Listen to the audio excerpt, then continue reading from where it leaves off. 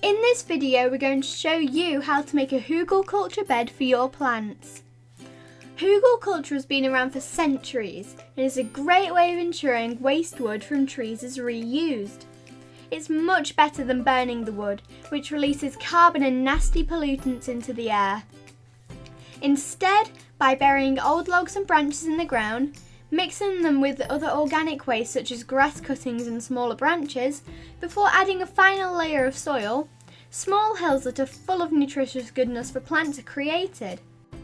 That's because by burying the logs, they decompose much faster than if just left on the surface. And as the logs and organic materials break down, they release that carbon that's bad for the air, but good for plants, into the soil, along with lots of other nutrients. This in turn helps the new plants on the surface grow. Also, because hugelkultur beds are raised, it means more surface area for planting, so it's great if you've not got much room in your garden. By planting upwards, you can double your growing power. So that's why to build one. Now let's look at how to do it.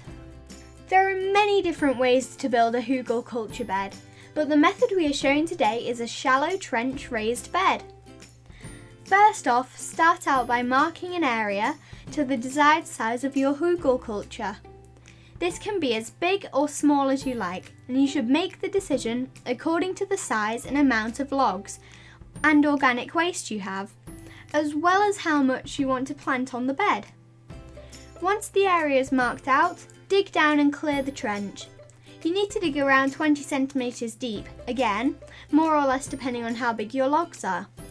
Don't discard any of the soil you've dug up, as you'll need it in the final stages. Oh, and if you're doing this on turf, as you dig it up, try to keep it intact as much as possible. You'll see why later. Once you've done that, arrange your logs in the trench parallel to one another. Do this along the length of the trench, with the bigger logs and branches at the bottom. Start to pile on the other materials, filling in the gaps with grass cuttings or smaller organic waste. Layer on twigs and branches, making sure they are running parallel to the original logs. Keep on piling high, layering up the organic waste till it's the height that you want it. The height is completely up to you.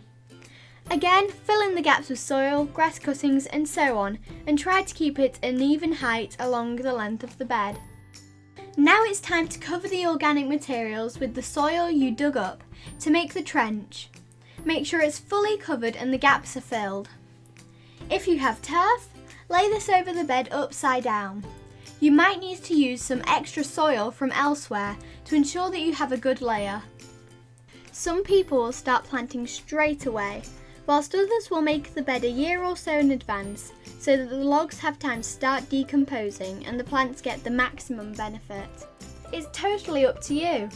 Remember though, hugelkultur is reliant on the organic material breaking down. As it does this, it will shrink. If you leave it to fully decompose, you'll be left with a pile of highly nutritious material that can be spread throughout your garden, and you can start the process again from scratch. Alternatively, you can add logs to the bed on a seasonal or annual basis to ensure there's always something to break down and that the height is retained. Thanks for watching this video. If you fancy trying out some other activities that will turn your garden into a bioeconomy, check out the EEI YouTube channel.